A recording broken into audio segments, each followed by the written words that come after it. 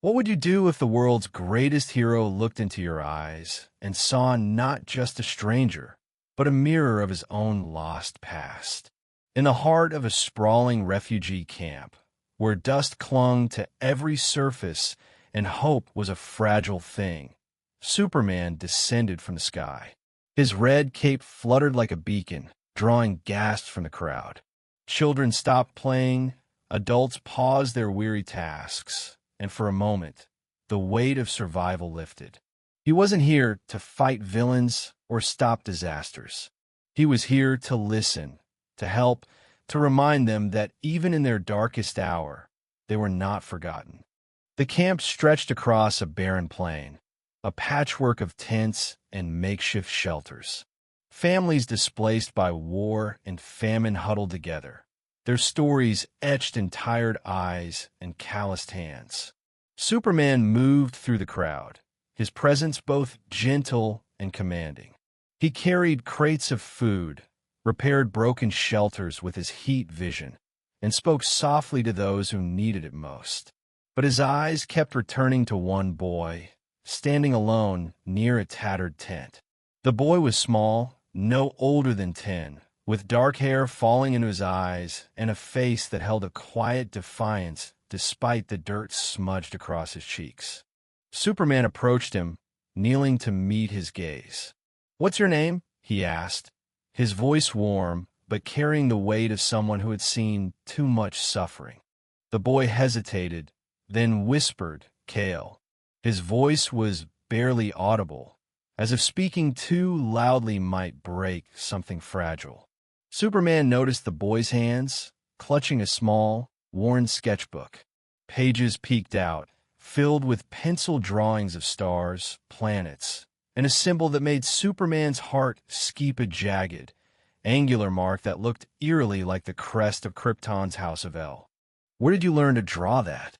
Superman asked, pointing to the symbol. His tone was gentle, but a flicker of curiosity danced in his eyes. Kale shrugged, his gaze dropping. "I see in my dreams. Always have. It's home, I think." Superman's chest tightened. Home, a word that carried a universe of meaning for him.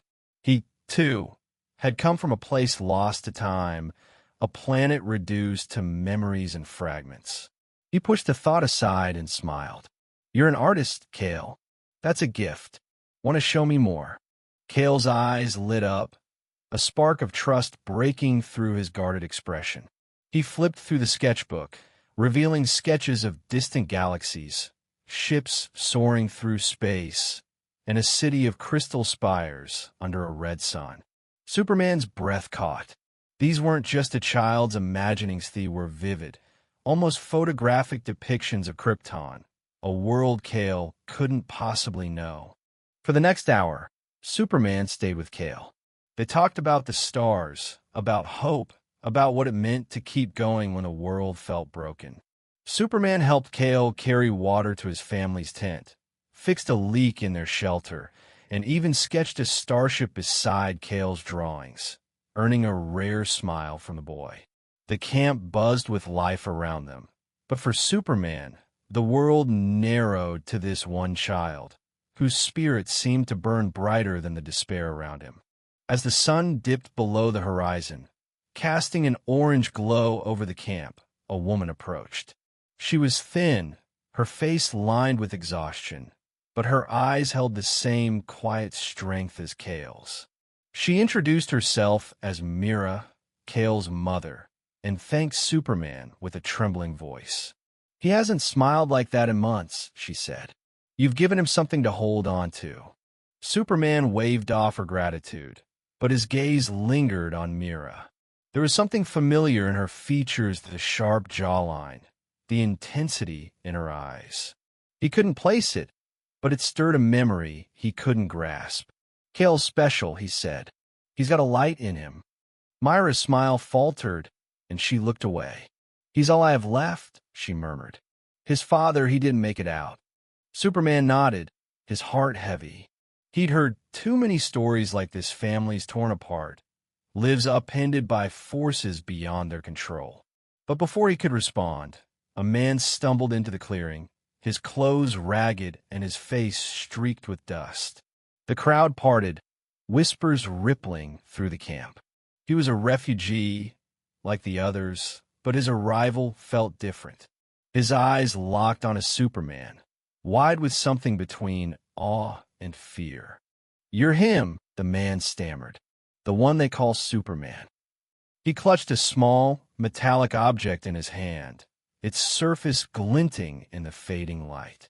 Superman's enhanced vision caught the shoppy Kryptonian data crystal, its edges etched with the same symbol Kale had drawn. The man's voice dropped to a whisper. "I was told to find you, to give you this." Superman took the crystal, his fingers brushing against its cool surface. It hummed faintly, a sound only he could hear. "Where did you get this?" he asked, his voice steady but laced with urgency. The man glanced at Kale, then back at Superman. "It belonged to his father," he said, nodding toward the boy. "He was like you." The words hit Superman like a physical blow. "Like you." He turned to Kale, who was watching the exchange with wide, uncomprehending eyes. Mira stepped forward, her hands trembling. "It's true," she said, her voice barely above a whisper. "Kale's father wasn't from Earth. He came from somewhere else. He never told me everything, but he said his world was gone. He said he was the last." Superman's mind raced. Another Kryptonian. It was impossible. Krypton had been destroyed decades ago, its survivors scattered or dead. Yet the crystal in his hand was undeniable, its technology unmistakably Kryptonian.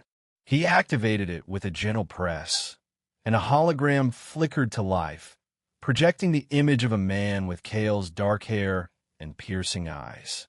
The man wore the crest of the House of El, and his voice, steady and resonant, filled the air. "My name is Zor-El," the hologram said. "If you're seeing this, Kal-El, then you found my son. Kale is my legacy, the last of our bloodline. I sent him to Earth to protect him, just as your parents sent you. He doesn't know what he isn't yet, but he will need you. Teach him, guide him.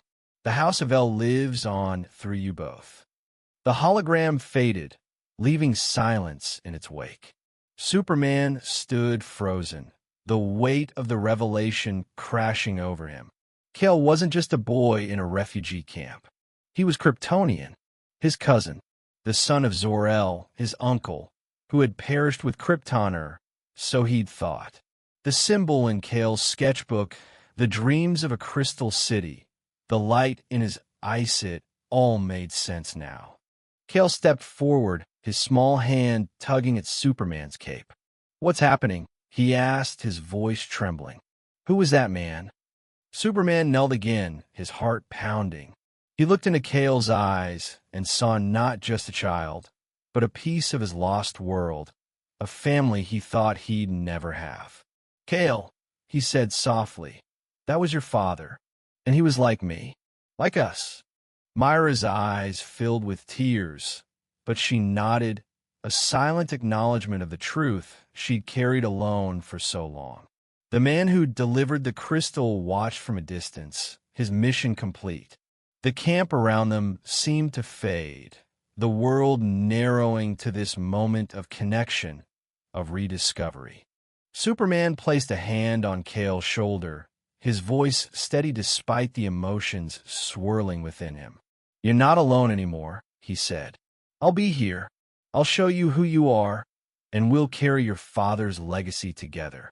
As the stars began to emerge in the night sky, Superman looked up, feeling the weight of Krypton's past and the hope of its future.